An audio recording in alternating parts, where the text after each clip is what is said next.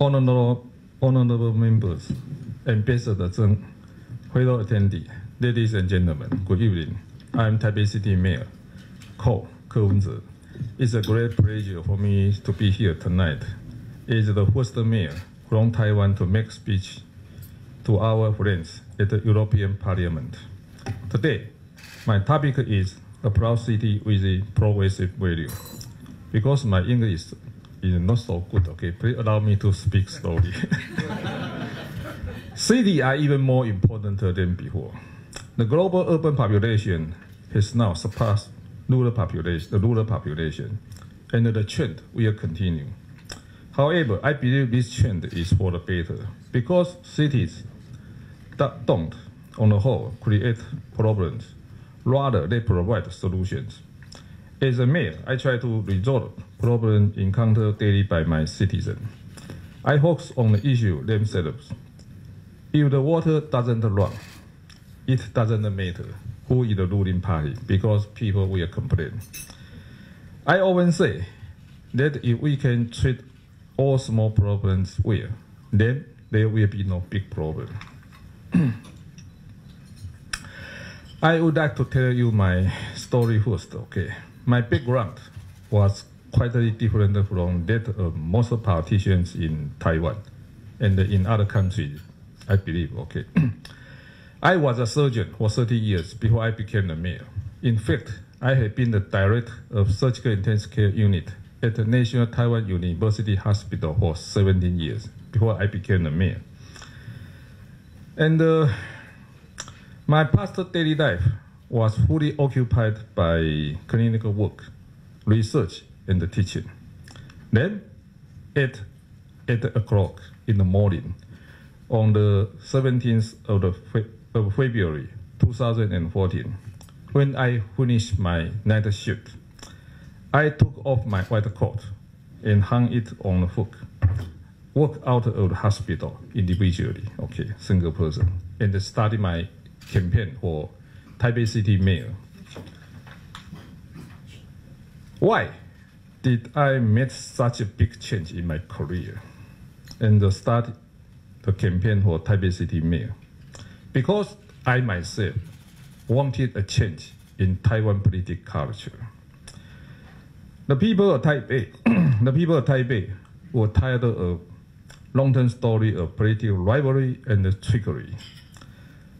They were eager for change. They wanted a candidate who didn't belong to any political party, and they need someone to tell the truth and lead them into the future, not someone who talks a lot and stays in place. They were so desperate, so they chose me to be the mayor. Okay, really, I had no political background. I had no political affiliation. I had nothing to lose, so I could try my best. The worst case scenario is if I fail in the campaign, I just go back to be a doctor again, okay? And as you know, the income of the surgeon is much better than that of mayor. So I had nothing to lose, so I could try my best. And my campaign slogan was such, okay, change in Taiwan, start with Taipei. Change in Taipei, start with the political culture. My campaign team was like a grassroots startup, and I ran a political venture capital company, okay? I used the internet to recruit a lot of young persons. My entire campaign budget came from crowdfunding from the internet. And I published all my campaign accounts in the internet, open to the public, to people know how their donated money was used. What's more, I stopped raising funds long before the deadline, because I thought, okay, if the money is enough for the campaign, so I should stop raising the money. Okay. I don't have this opportunity to make a lot of money. Okay. And my election victory meant the determination of people of Taipei to change the political culture. My values are democracy, freedom, diversity, openness, human rights, rule of law, and sustainability. And I was a surgeon and a professor in a medical school. And I like thinking, reading, and debating. Well, I have brought those values and those scientific methods into my role as mayor. And now we were putting them to the test to see whether they can provide a better standard of living for the people. The Economist published an annual report, the Global Livability Report 2017.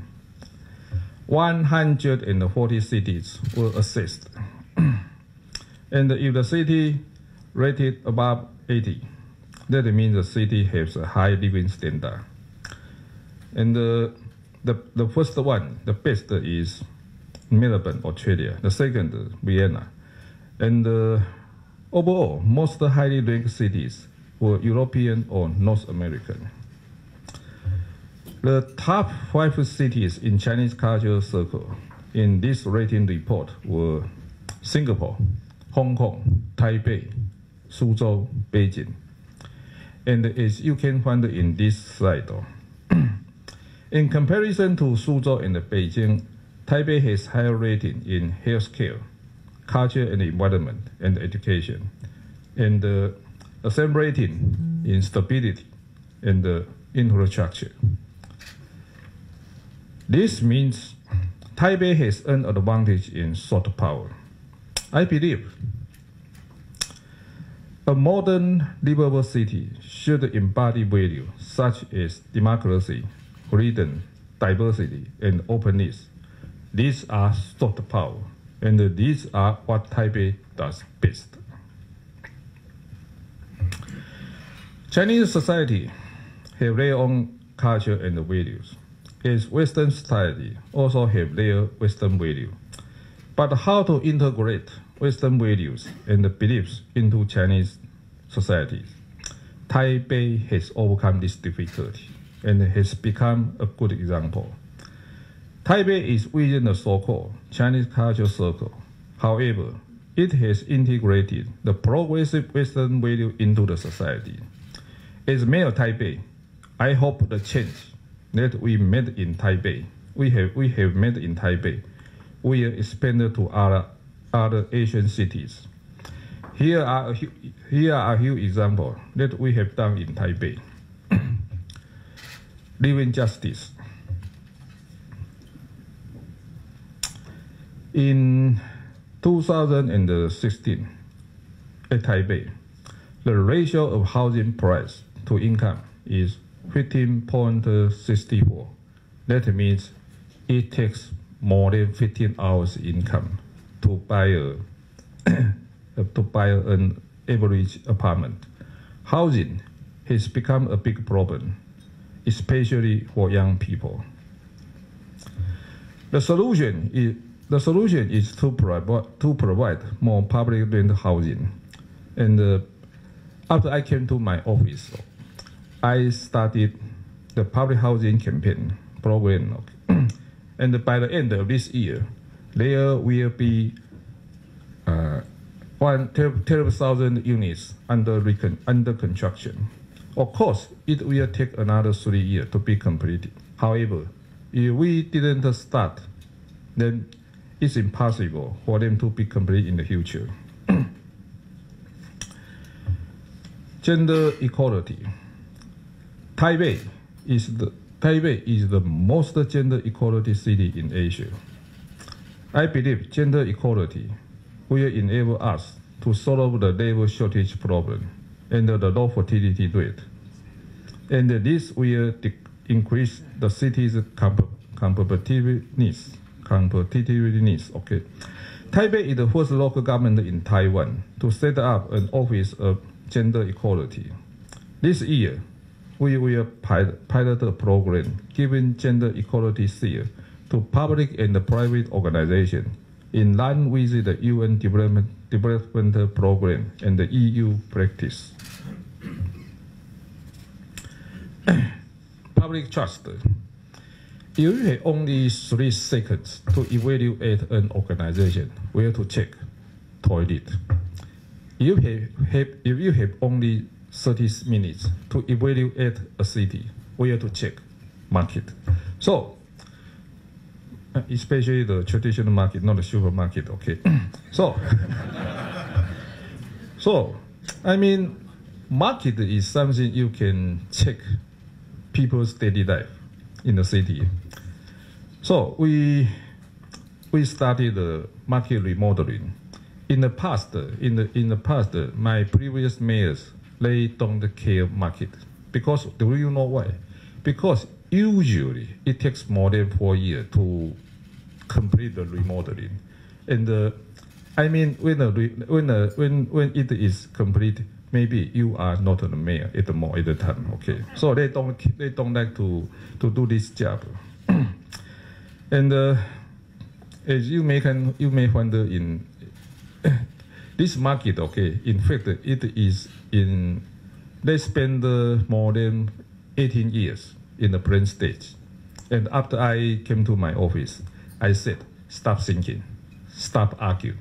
And now we start to work. So we started the remodeling.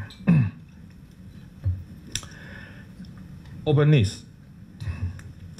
The world is cautiously observing the ongoing development in Taiwan's cross-strait relation.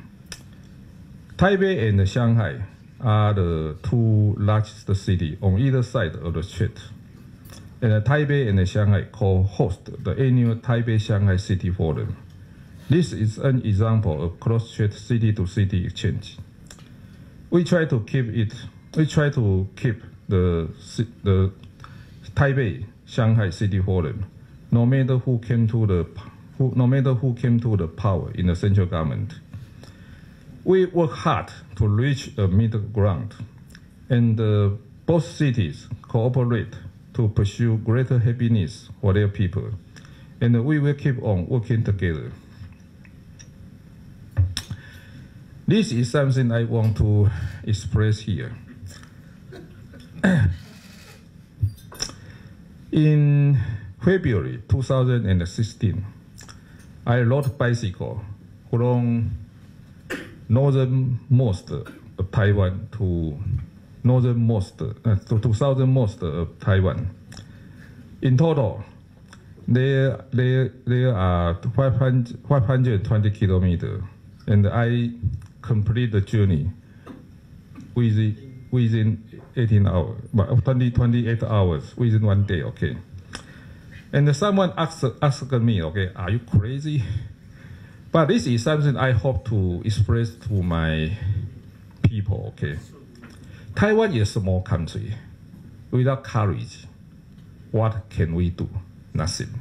So, I mean, I must show to the people in Taiwan, we can do something impossible. I mean, through your demonstration, okay, you tell your people, we can do something impossible. This just do it spirit come into play again during the 2017 Taipei Summer University. This was Taiwan's first time to host an international event of this scale. 12,000 athletes and guests came to Taiwan from 134 countries.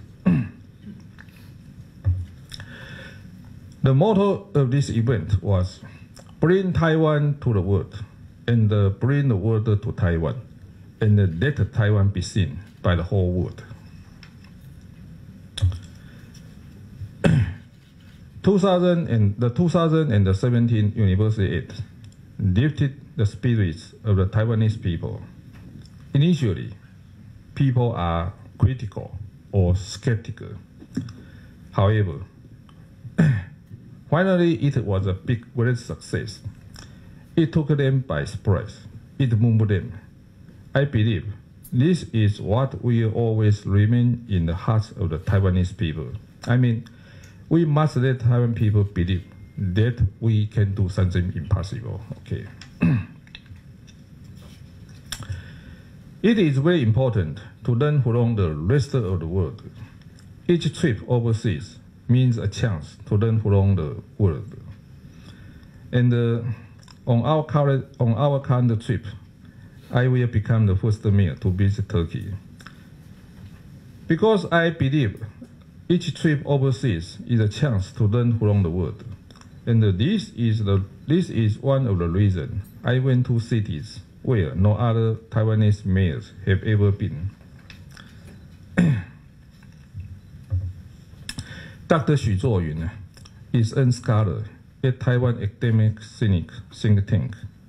He observed in the recent elections from around the world and suggests that many voters now have forsaken fundamental value for personal gain. The rich controls the mass media, and the mass media controls public opinion. That means the rich controls everything. Industry increases productivity and efficiency, but doesn't take into account the natural and the environmental costs paid by the mother nature. All these are not traditional Chinese concepts of the relationship between individually versus groups or humans versus nature. Where is Taipei? Where is Taipei among these clashes of ideas and values? On one hand, Taipei looks like another regular society based on Chinese culture. We value family, tradition, and education. We encourage collaboration over competition. However, on the other hand, Taipei is quite different from other Chinese cities, Chinese society. Let me give you some examples. There are many NPO or NGO in Taiwan. I don't know how many, but there are at least 10,000. We have many NPO and NGO. No censorship. Taiwan is one of the most free countries in the world on the press freedom, rated by Reporters Without Borders. Their Asia headquarters just relocated to Taipei recently from Hong Kong. Water will flow to a low place. Reporter will flow to a freer space. Okay. You know what I mean.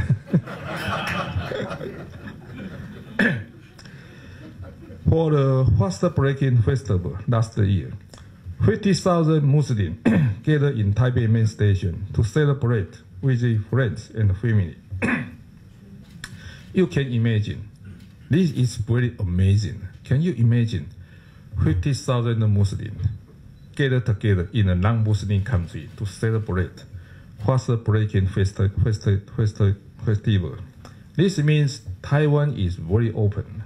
We can accept different culture. At least, okay, we can tolerate, okay. This is another example.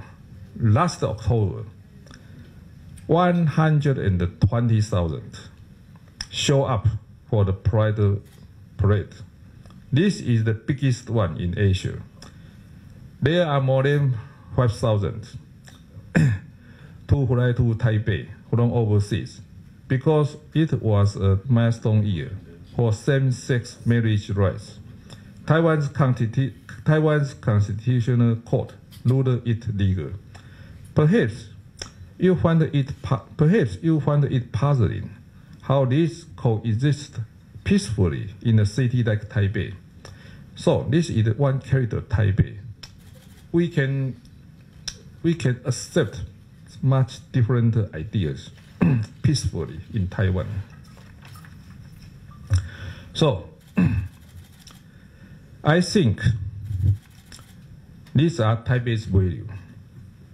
And this is how Taipei incorporates progressive Western value into a Chinese society. Taipei doesn't need to follow in the footsteps of the United States, mainland China, or anyone else.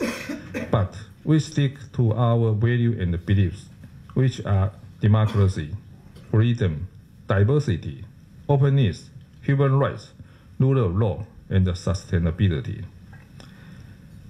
I believe these values will lift the standard of living for the people.